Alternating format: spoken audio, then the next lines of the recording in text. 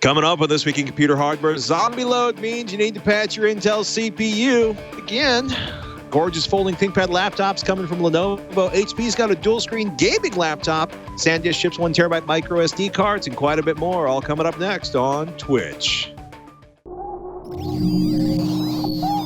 Netcasts you love.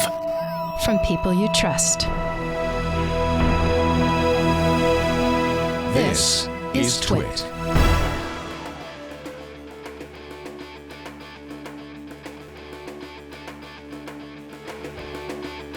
This is Twitch, This Week in Computer Hardware, episode 517, recorded on May 16th, 2019. Time to patch your Intel CPU again. Welcome to Twitch, This Week in Computer Hardware, Twitch weekly show that aims to bring you surprise hardware news, CPUs, GPUs, laptops, desktops, mobile, consoles, the Internet of Stuff. We're here for you, people. I'm Patrick Norton, joined by Mr. Sebastian Peak of PCPer.com. Sebastian, are you excited about the new ZombieLoad movie? Yeah, I mean, it's been 9 years. As we were discussing, we're coming up on the 10th anniversary. It's very popular. And I just can't wait to see a surprise appearance by Bill Murray again. Bill Murray as the attack. Man, you guys did a nice write-up on this. If you haven't heard of this, ZombieLoadAttack.com is the website. Both Sebastian and I have had difficulty with spell correct turning Zombie Load into Zombie Land, the fantastic 2009 movie, which involves zombies and Woody Harrelson and Emma Stone and lots of other people. But there's essentially a new data sampling flaw. Patches have been released. It was found by security researchers. It's not in the wild. So the fixes that were completed before the disclosure was made. But essentially, if you can't get access to execute this, you in theory they could grab information from the core of the processor to kind of grossly oversimplify on that one. They call it, like, Cyberus technology calls it a cross-privilege boundary data leakage. And I'm going to quote their post on the ZombieLoad. By exploiting the CPU's so-called bypass logic on return values of loads, it is possible to leak data across processes, privilege boundaries, hyperthreads, as well as values that are loaded inside Intel SGX enclaves and between VMs. That's a big delete expletive deal, because all that stuff is supposed to be fairly well sandboxed from each other's. This is not software. It's a hardware issue. It is operating system independent. Quote, it is possible to retrieve content that is currently being used by a hyperthread sibling. It's messy. It is kind of a distant cousin to what we saw with Spectre last year.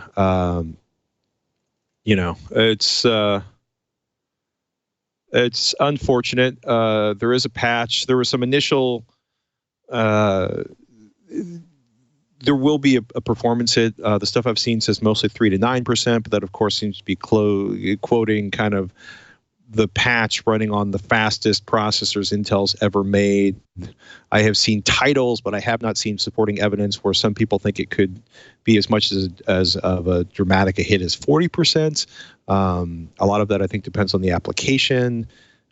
A lot of places are recommending you turn hyperthreading off, which I think is probably overkill for most people. I mean, how are you? I mean, are you pissed off? I had some friends who just on an email thread, many of whom run what I will affectionately call large server farm type environments, who apparently just went out and started kicking tree stumps and fire hydrants and stuff. They were so pissed off when this was announced. How are you feeling about this so far, Sebastian? I would say a little bit different. When I first heard about it, it was, here we go again, but also the initial instructions about mitigating the vulnerability was disable hyperthreading. And this was one that they actually held. Yeah, very, very big. That's where that 40% comes from. And that was Jim, our managing editor. He uses a Mac as his primary computer, and he was looking into like the Mac side of things. And the Apple quote that he has is, the full mitigation, which includes disabling hyperthreading, prevents information leakage across threads, and et cetera, et cetera. So they leave it up to Mac users whether they're actually going to disable hyperthreading or not. But there are instructions. You actually have to go into the terminal and you put in an argument and restart the computer to disable or re-enable hyperthreading. It's not easy, but if you're thinking about even a recent iMac with, say, a 7th generation Core i7 processor in it, you paid for the i7 upgrade, and then literally you take away hyperthreading and you've got yourself a Core i5. Right. So that's huge. Apparently, I mean, like you said, it's kind of workload dependent. Intel is saying that you do not specifically have to disable hyperthreading. It really depends on what you're doing and the level of security that you need. But the only way to truly ensure security, apparently, does involve disabling hyperthreading. So it's kind of the same thing we heard about before, because this is all speculative. What am I thinking of? Speculative execution, and just the way that these processors got so fast over the last decade and a half or so is basically doing a lot of guessing, very fast, intelligent guessing, a lot of stuff in microcode.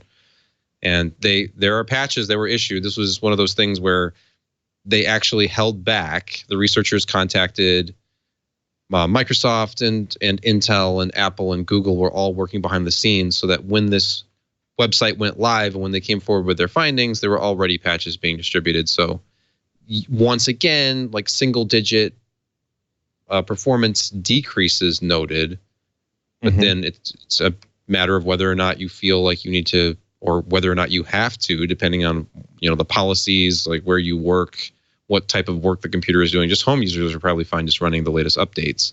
There were some things that were patched in browsers, like JavaScript exploits, and then of course OS level patching. And I would imagine this will get better maybe with the maturation of some of these mitigations. And of course, certain processors are already protected in hardware. I know you linked to the document that Intel distributed. It's this huge PDF file of all the processors. And there's only select processors in 8th and 9th gen that are immune to this, or have rather hardware workarounds. Right. And then the rest have to use software, which of course slows things down. So the next generation of Intel parts will be the first generation that's across the board going to have hardware mitigations, is what I'm reading into this. Yeah, it's it's a long, it's the microcode revision guidance. If you're watching the video, is what you're looking at right now.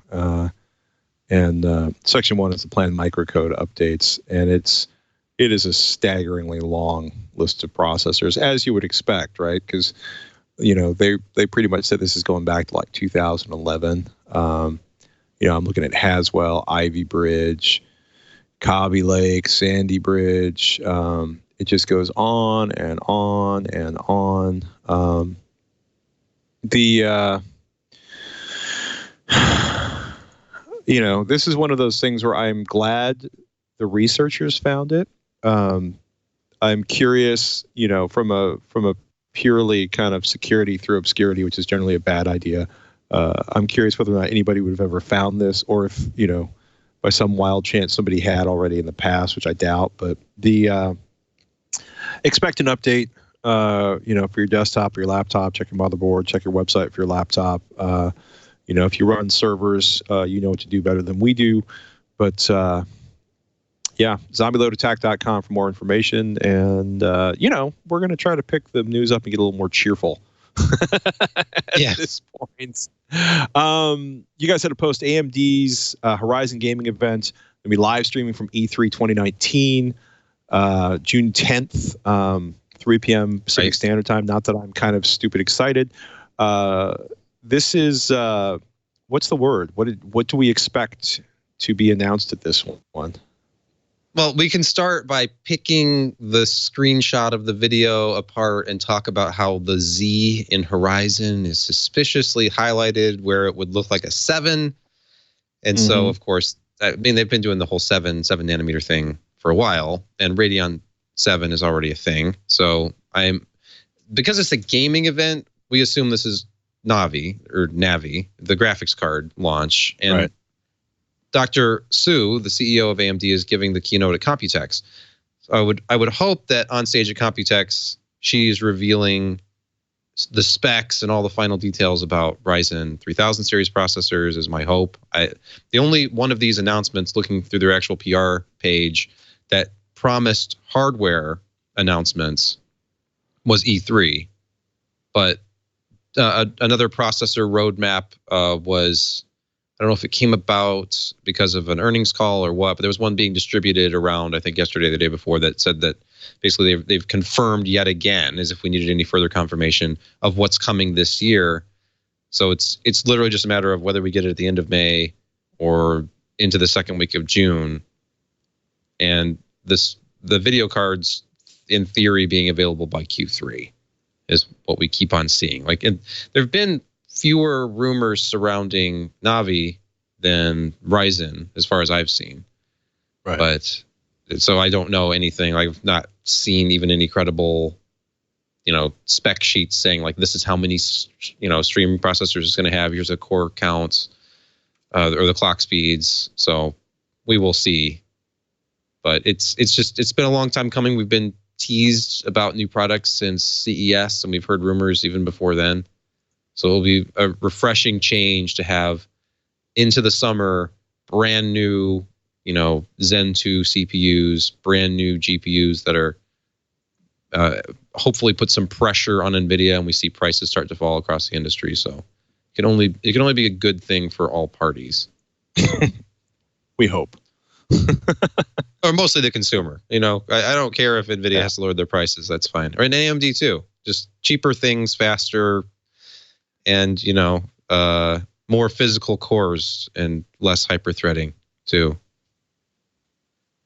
We wait with bated breath. No, I get it. We were supposed to be positive. Bigger, better, faster, more. I actually got hands-on with this a few weeks ago. Lenovo has a ThinkPad prototype, not going to see it before 2020, that is completely foldable. And it was really interesting to play around with this because it is a big folding screen that happens to be a laptop. Like I want to say a 13.3 inch 2K OLED 4:3 aspect ratio. Got to type on it. It becomes like a 16 by 9, 9.6 inch screen when you fold it up. They are not super detailed at this point. This was a very early reveal of a prototype. And I can flat out say, A, it worked. B, it worked really, really well. C, I got to play around with an external keyboard device that would, sort of fit in there.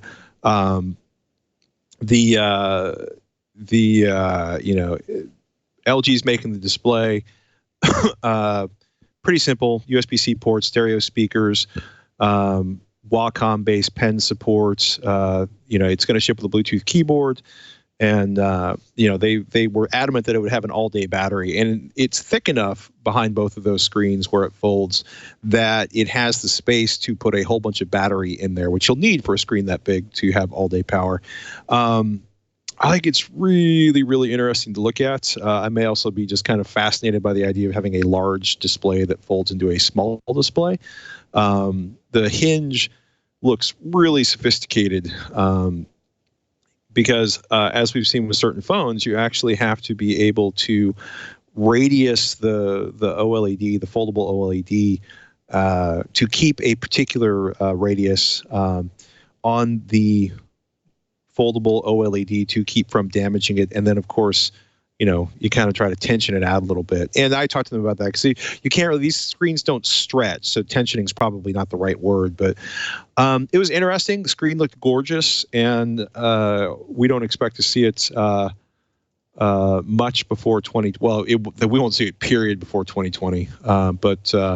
Yeah, foldable ThinkPad X1. It's been in development for several years now, and I think it's interesting. I'm very curious to get my grubby little paws on one of these when it becomes a real product. We've seen dual screen. Well, we've seen dual screen prototypes in the past, and then there's shipping products. The YogaBook C930 is a shipping product that Right. has two screens. It's like more like a digitizer, like a Wacom or Wacom. Need a ruling. Let's call it Wacom. Wacom. Okay, it has one of those, which of course can become a keyboard or a writing pad. And I think that was the one where you could put a sheet of paper over the bottom half and draw, and it would like pick up what you were doing. And it's an interesting concept. I remember the first time I saw one of those, I think it was at CES 2016, like behind closed doors, like looking at the first prototype, which I became one of these products. But yeah, I hope obviously that it's more successful than Samsung's first attempt. It's a better form factor. Coming out with folding screen electronics that you're going to come in and out of your pocket all day long and constantly be opened and closed. Maybe not the best place. People generally work at their laptop for some period of time longer than just glancing at a phone. So, and they make pretty durable stuff. And I was actually, while you were talking, I was thinking, it's not IBM anymore, but the ThinkPad brand has been associated with some pretty interesting, innovative things in the laptop space. I absolutely fell in love with Lenovo's ThinkPad Yoga, the first one, the S1. I think it's like 2013, 2014. And that has the lift and lock keyboard. It's a 2-in-1, but as you fold the screen around, the keys rise up and then lock into place. So as you're holding it, you don't feel yourself pressing keys in. And it had a much more solid feel, just like watching it, like this mechanism rise up is all a physical mechanism. It reminds me of IBM's ThinkPad 701C, which I was reminded of from an LGR video last year. But that was the laptop with the butterfly keyboard. As you lifted the laptop lid, the keyboard rose and then expanded into a wide keyboard, but it all fit down into like this sub 12-inch class notebook. So they've historically done some really interesting things, whether it's Lenovo or IBM. So to me, it just makes sense. Like, have them innovate, come out with this unique form factor. I think it was the Yoga that sort of drove the 360 hinge. You saw so many things after the initial Yoga laptop came out with a very similar, completely, almost like a watch style hinge, instead of some of the things that the industry was trying to do before, like lift and twist the entire display, and just some oddities that we saw. So it's certainly, I mean, there've been some really awkward ways of solving the how do we rotate the panel. Most of the awkward ones have fallen by the wayside in favor of giant hinges, simply because it's less painful to fold the book over than it is to do any of a number of odd moves. By the way, I've double checked. Wacom is pronounced Wacom, and it's derived from the Japanese symbol for harmony, wa, and the first syllable of computer, come. The tag of the company is toward the harmonious development between man and technology, which is a lot of information I never knew about Wacom before. Wacom. Okay, got it. I was going to ask, though, about that laptop design. Obviously, the tastes are going to vary, and I don't know how they're implementing it, but if you have that open, you're going to be dealing with a virtual keyboard, which is fine. We've been trained for the last decade. There is, okay. I was just wondering if they were implementing some sort of haptic feedback as you typed on the lower screen to make it feel like you were actually pressing something down, or what they were doing. It was a little early for haptic feedback on what I tested. I think we'll find out much closer to when it ships. Okay. I want all the details now, Patrick. Of course you do. But it's not finished yet, you see. That makes it very awkward to promise what will be inside of it. I mean, you can promise anything. I could promise you the Earth right now. I'm just not going to deliver. I think we both know that. And Sebastian broke my heart yet again. We were talking about computers and technology. You were looking at Gordon Ma-Ung over at PC World. I got hands-on with HP's Omen X2S15, quote, the world's first dual-screen gaming laptop.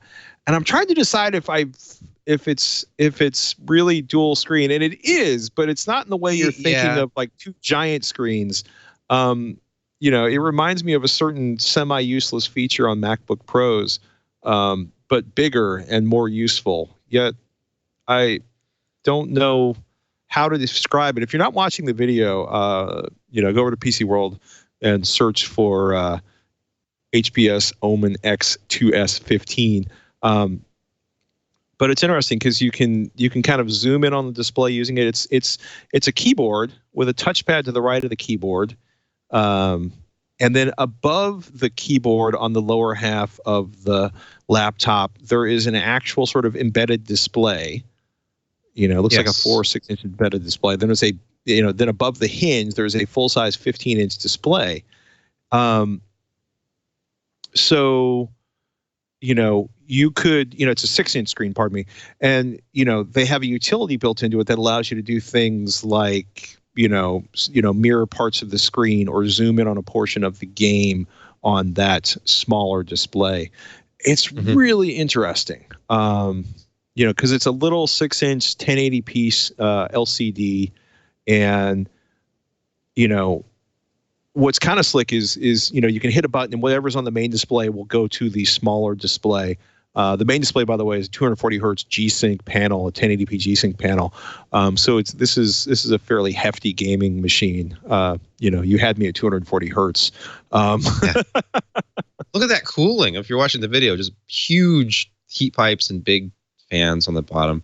What I was going to say is I initially thought, oh, this is going to be like some Android powered thing, or essentially like putting a smartphone into a laptop with some apps, but Windows sees it as a secondary display, so you can really do whatever you want with it. You can use their utilities, as you mentioned, or you can mirror your display if you really feel like looking down at a 6-inch display instead of a G-Sync panel. But you can do anything you want. You could drag an app down into that window on your second display and, watch videos or have any sort of application going in addition to what you have on your main screen, which I can see the implications for gaming if you're doing things like zooming in on like your target or something. But or like in the picture they show a map, which is cool. They don't have to have it, taking space up on your screen. They're enlarging the map on the lower display by just zooming in. But it's just an interesting concept. And then, of course, the laptop itself is, sort of monstrous in spec. It's this is Core your classic, i9 and I mean, they expect the Omen X2S to start at like $2,100, but that will not be with a Core i9 processor and an RTX 2080 Max-Q GPU. I would not be shocked if this laptop, as tested, was much closer to like $3,000. Or more. 77 watt hour battery, so they're trying to give you like 5 hours of battery life. And Mr. Ung points out that because of the way G-Sync works, you have to have the GPU running at all times. Well, why don't I just quote him directly? It's like a 77 watt hour battery. They're claiming about 5 hours of use. Quote, the blame mostly lies with G-Sync. NVIDIA's G-Sync requires a laptop GPU to be connected to the display, which means the graphics card will always be running. That just murders battery life. But a 77 watt hour battery is A, massive, and B, kind of a noble effort on HP's part to at least give you, some, I remember when 5 hours was pretty awesome battery performance for a laptop. So on the one hand, like, wow, on the other hand, when you're looking at 15 hours of battery life, off of an office laptop, it's somewhat underwhelming. Anyhow, pretty slick though. Yeah. I wonder what the like battery or the AC adapter looks like. Just probably a massive size of a house. brick it's the size of an ATX power supply. Well, I had a 320 watt power supply over here until yesterday. So, that thing measures, would just about cover my face. You'd see some ears on either side of it and not much else. Shannon bought, Shannon's part of the, she bought one, and then right about the time Shannon bought one, Google's influencer group sent her a Google Pixel 3a. So she had was two-fisting Google Pixel 3As last week, earlier this week. Yeah, so she's a huge fan of the Google Pixel. She has a Google Pixel 3, and she went out and did side-by-side tests of the Google Pixel 3 and 3A. And there are features that are missing from the 3A because, hey, it's a $400 phone and not an $800 or $1,200 phone. But the camera is pretty much almost all of the camera you would expect from the Google Pixel, but for hundreds of dollars less. Battery life solid so far. The headphone jack, particularly delightful. Yeah, there's the screen. There's bezels on either side of the screen. It's made out of polycarbonate. It's funny because yes, it is fancy plastic, but A, because I drop things, I like polycarbonate better than glass, and B, it had some heft to it, and it felt really good in the hand. So it did not feel cheap by any stretch of the imagination. But Pixel 3a is looking like a really good option in that sort of under $500 category. And the camera in it is vastly better than, say, what you were going to get in a $300 phone, $250 or $300 phone, like the my long-suffering G6, Motorola G6. So just wanted to give a quick heads up on that. She did a pretty in-depth review on Tech Thing this week. So if you want to hear all of the information on that phone, from the speaker quality to the camera quality to all the other things, head on over to Tech Thing for that one. Another update from last week, Google did a giant blog entry this morning. And it basically comes down to, we hear you, updates to Works with Nest.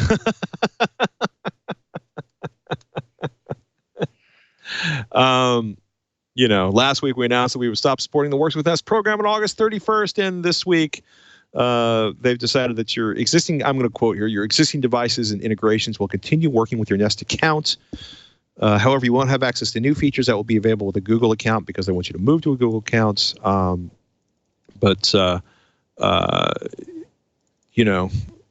They plan on delivering, they want to move everybody to Google Assistant.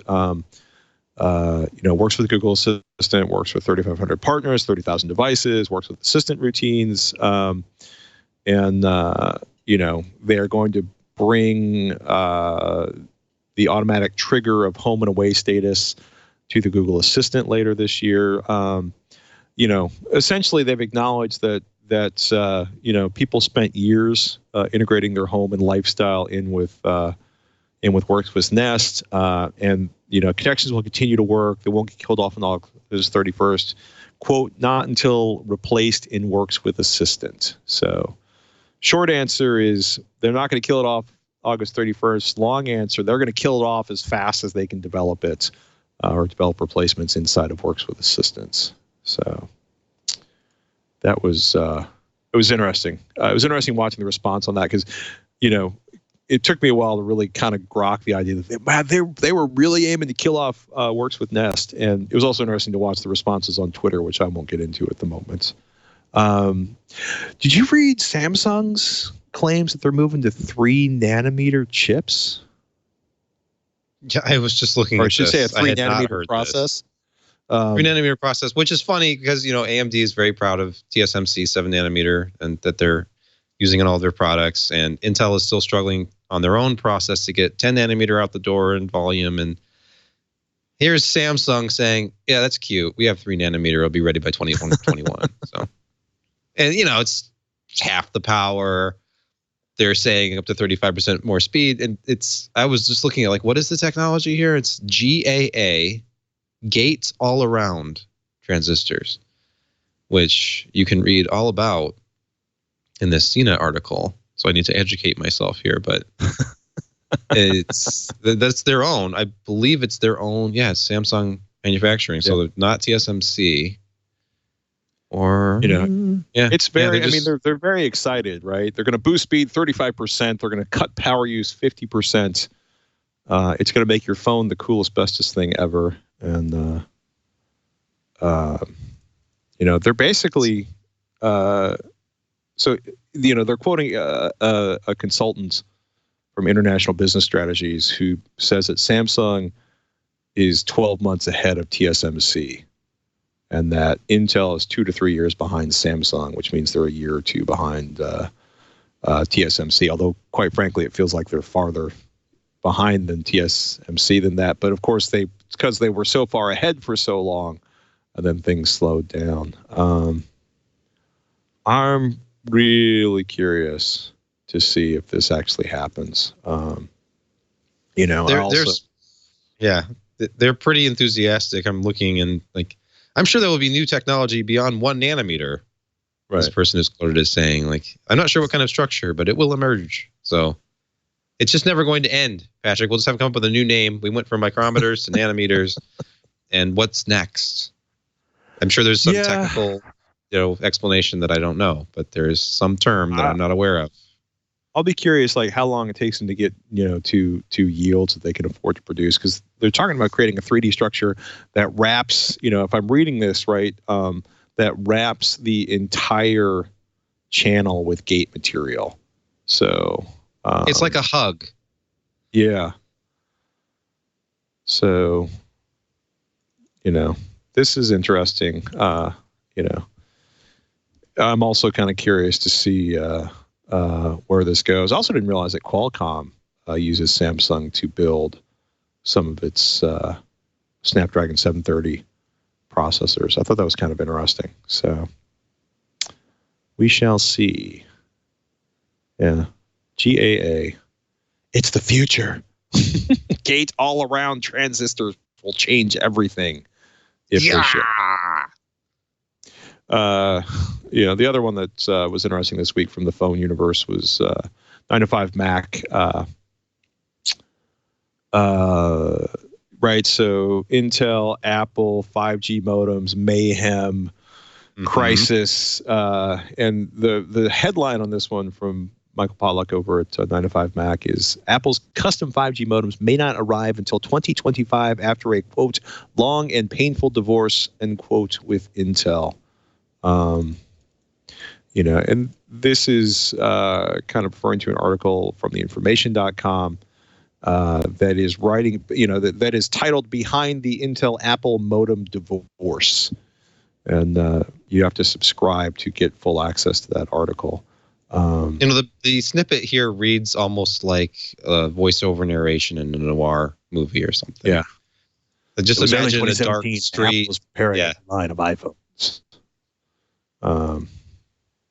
So it's kind of similar to what I had read from Semi-Accurate when they were talking about how the issue began with Apple basically saying, here's the roadmap, and Intel saying we're not ready, or, well, here it is, but it doesn't work properly yet. And just whatever really happened, Apple apparently being fed up enough or deciding it was in their best interests to move on, and Intel immediately just exiting the 5G business entirely. So yeah. The other thing that came out of this is the modem situation kind of blew up. Apple's probably trying to figure out. It sounds like Apple's going to has relaunched their in-house modem design. Whether or not they can get parts from Qualcomm. And the other thing that the 905 Mac says that Tim Cook called out Intel's chip availability in their last earning calls. That where did it go? Well, when it comes down to it, is that they couldn't get enough chips to sell enough Macs, and that it impacted earnings. So, that might explain why Apple seems to be on such a push to use their own in-house processors on something beyond the iPhone and iPads and et cetera, et cetera. It's interesting. I'm really kind of curious. 2025 seems really late. Do you think? For 5G integration, but it also, the thing is though, it's like the title, the title's kind of misleading because it's like Apple's custom 5G modem. So in the meantime, right, yeah. They'll be buying from Qualcomm until then. Yeah, yes. So, begrudgingly, but they will. But they will. got hands-on with Be Quiet's Dark Base 900. I was also laughing because you had a link to a $999 case, and for the life of me, I couldn't figure out why that case was $1,000. Where's my link? It's gone. Oh well. I don't know. We'll find it. Okay. I'll find it. You talk about the Be Quiet Dark Base 900. Well, it's the top of the line from Be Quiet, and they have a number of cases kind of hitting different price targets. The 700, the Dark Base 700 was the last one we looked at here, and that was their limited edition in white, and it comes in a standard black. This is the full tower, so the top of the line. This thing retails at $269, and looking it over, just initial exterior impressions, it's got an aluminum skin. It's not all aluminum. It has an aluminum skin over like the top and front panels, and looks very sharp. The front door opens with like spring closures, and inside you have your typical like enclosed fan intake where you're drawing air from this sort of mesh that's around the perimeter of the top and front panels. And inside, not only do you have fan intakes, but you have two 5 1/4 bays, which is very unusual for a case these days. So if you still, like to use optical drives, this is one of the cases that can be on your list now of like multi DVD-ROM or DVD-RW Blu-ray drives will fit in this thing. Previously, I think that it's been just a single optical bay that I find in just a case here and there, and this one actually has two. The Fractal Design Define R6, if I'm getting the number right, has one. The R5, I think, had two, but they've dropped one of them.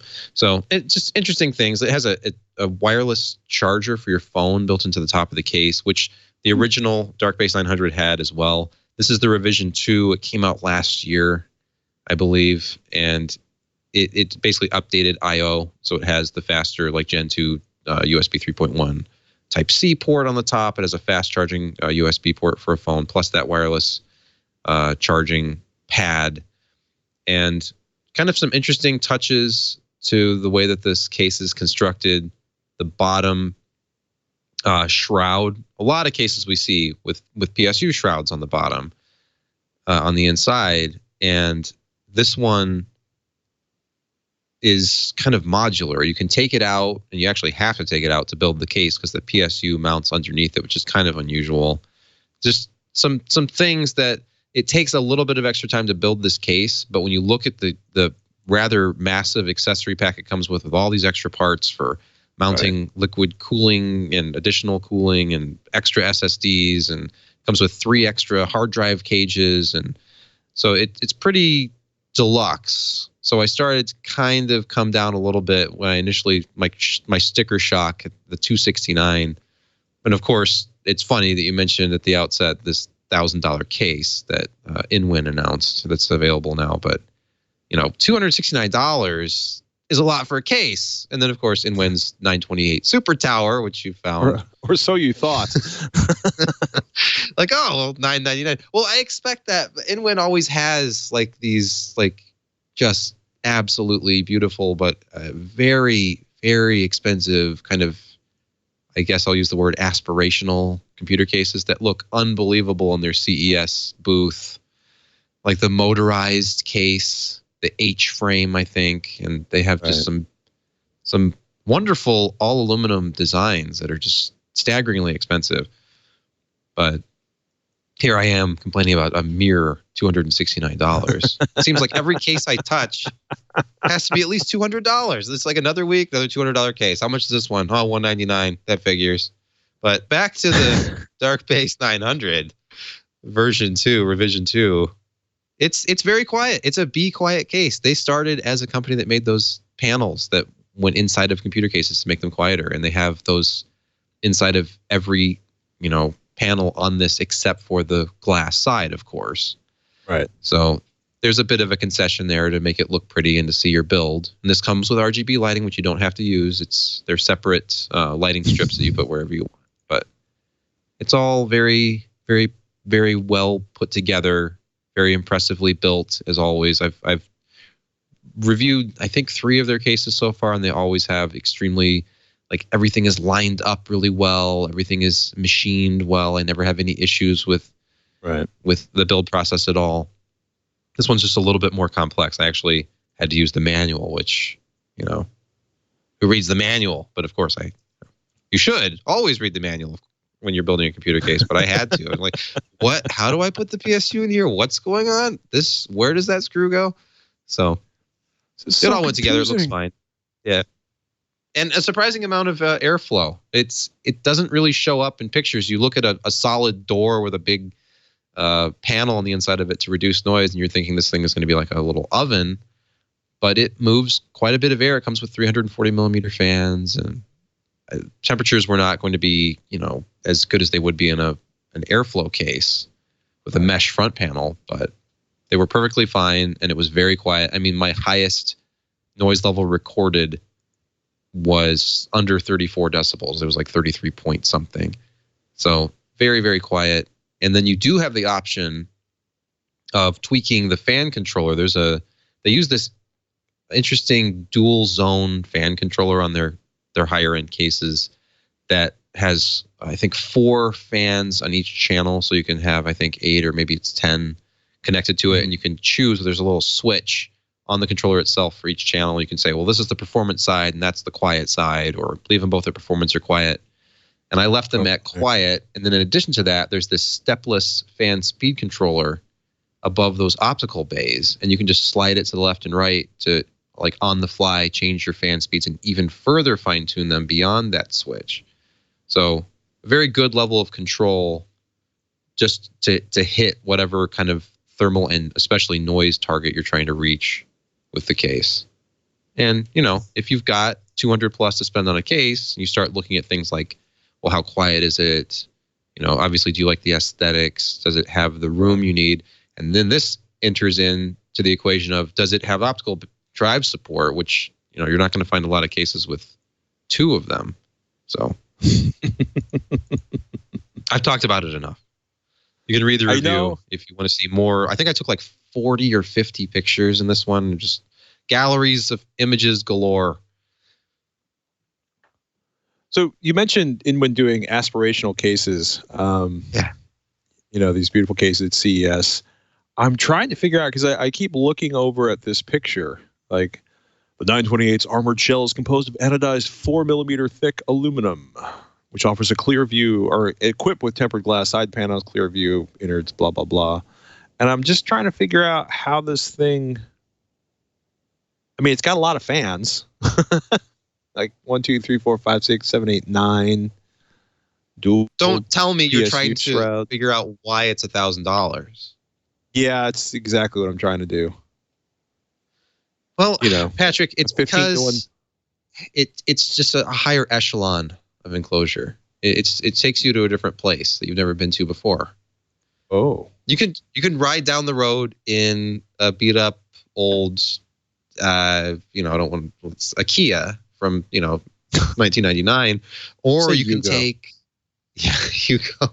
I don't know. Yugos have a certain sort of cachet, or maybe it's just anytime you have the spare tire. Mona like 10 times.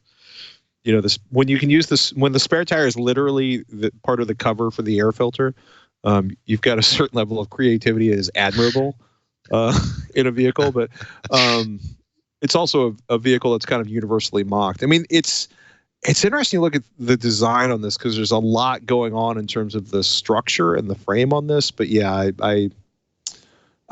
this may be one of those things like $10,000 speaker cables where it primarily exists because there is a category of consumer that will buy the most expensive thing available. Also, you'd think for a product that they're trying to get people excited about, they might put a few more pictures on the website. Yeah. We'll have to wait for the first video reviews to hit YouTube, I'm sure.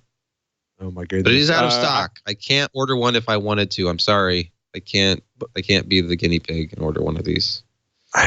You know, I think, but only because it's out of stock. Yes. Well, apparently it hasn't actually gone up for sale yet. So perhaps they are gauging demand for it at the $999 price point. SanDisk, speaking of expensive things that are shiny and make me happy, well, unlike the Inwin, SanDisk is finally selling the 1 terabyte micro SD cards we heard about earlier this year. And I was laughing because it's completely sold out on Amazon.com. But $450 on SanDisk, and I was laughing because perhaps it's my connection to SanDisk website, either that or SanDisk's website is okay. That's the Amazon page. Click on the SanDisk link for everybody watching on the video at home. And okay, so in my case, all I'm getting is a giant text-filled page, and I'm like, I can't believe this page is getting hammered that hard. But $450 direct from SanDisk. As somebody that has a 400 gigabyte SanDisk card in their phone, I got to say I was really stoked to see the 1 terabyte cards come out. I will also admit that I have not filled up the 400 gigabyte card. And if you're looking for all of the music to be stored locally on your system, like 400 gigabyte cards are selling for $90 now. 512 gigabyte cards for $200, 1 terabyte cards for $450.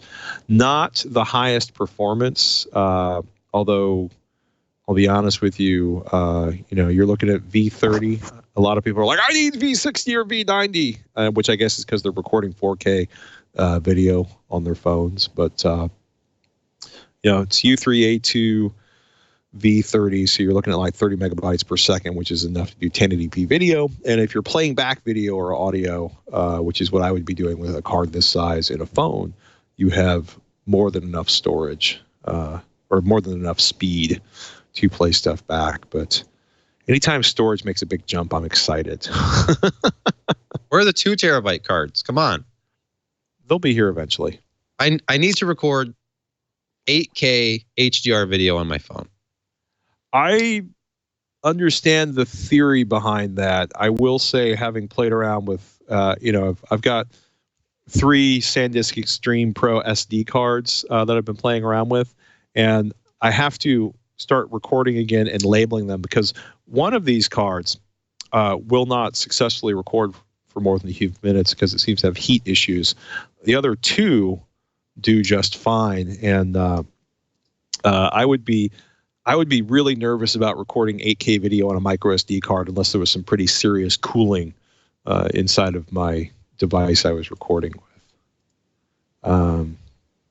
I got to add one more thing in here because we talk a lot about ALEXA and our friend at Google that we can talk to and make things turn on and off inside of the house. Ronnie Mola over at Vox did a nice write-up on this. So this is based on a survey, and the survey is the Internet Society working along with Consumers International, and 63% of people find connected devices creepy. 75% of people distrust the way data is shared, but they still keep buying stuff, and it's one of my favorite headlines in a long time. People say that they care about privacy, but they continue to buy devices that can spy on them. Of course. It's like, I care about privacy, but this fridge, it reads my thoughts and orders milk for me. Okay. It's not Plus, the look at how hugest shiny survey, it is. but it's statistically significant. They called like a minimum of 1,000 people in the United States, Canada, Japan, Australia, France, the United Kingdom, and 70% of the people they contacted said they own, quote, 1 or more connected devices, which include smart appliances, fitness monitors, gaming consoles. And this was also, as the author points out, they had a very broad definition of connected devices. Pretty much anything that connect to the internet using Wi-Fi or Bluetooth, include things like, quote, Amazon's Echo speakers, Google's Nest Smart Lock, Furbo's pet camera treat dispenser, but did not include mobile phones, tablets, or computers. And what's crazy is smart devices in the sort of larger sense. They point out that the sales are up 25% last year. They expect double-digit growth to continue for the next few years. And that's despite the fact that most people think these are weird and have deep concerns over what happens to their data. It just, They can't have it both ways. But they do. But they do, that's right. Well, they think they do. They think they do. Well, quote, people who say they're concerned with security will do a lot of very insecure things. Robert W. Proctor, a professor at Purdue University's Department of Psychological Sciences, said it doesn't match up very well. So, I just thought that was amusing. I also might be easy to amuse at this point, but and this is also on top of the fact that the more testing that goes on with a lot of connected devices, the more security flaws are found in them, and most of them, especially if they're inexpensive, are relatively they're just simply not going to be fixed in most cases by the device manufacturer. So, something to think about while you're contemplating the future of your connected home and wondering whether or not the service you're investing in will still be available to connect it. Pound. That's the key. Yes. Google heard you. I'm also I need my own service. Like I need to host my own service, but then, there's some pretty slick open source tools for that. But that is a conversation for another episode of This Week in Computer Hardware, because we have to wrap this week of This Week in Computer Hardware up. This week in Computer Hardware. I'm not going to try to say that again because I'll probably fall flat on my face. I'm Patrick Norton, ladies and gentlemen. You can find me over at techthing.com or avxl.com. One's a video. I answer questions and review products on one, and talk with Robert Heron about home theater, stereo, and audio equipment on the other one. And hint, one's Tech Thing, the other one's AVXL. And you've been listening to the lovely Sebastian Peak, who is responsible for all of the content at PCPer.com. Not generating it, but making sure it's awesome. Not all of it, but yes, I am responsible in general. So I'm the one who gets yelled at, is basically what I'm trying to say. He is one of the adults at PCPer.com. And you should head over to that website if you haven't, because the reviews are awesome. And the new website layout is gorgeous. Please send them an email. Send them an email. They worked hard on that website. And in case it wasn't clear, you've been listening to This Week in Computer Hardware. We like to call it Twitch, and you can find all the older episodes and information on how to subscribe at twitch.tv/TWICH. And thank you so much for listening. If you want to ask us a question, best thing to do is tweet at Patrick Norton or at Sebastian Peak, because that's the easiest way to find us on the internet. With that, ladies and gentlemen, I'm Patrick Norton. And I am Sebastian Peak. We'll catch you next week on Twitch.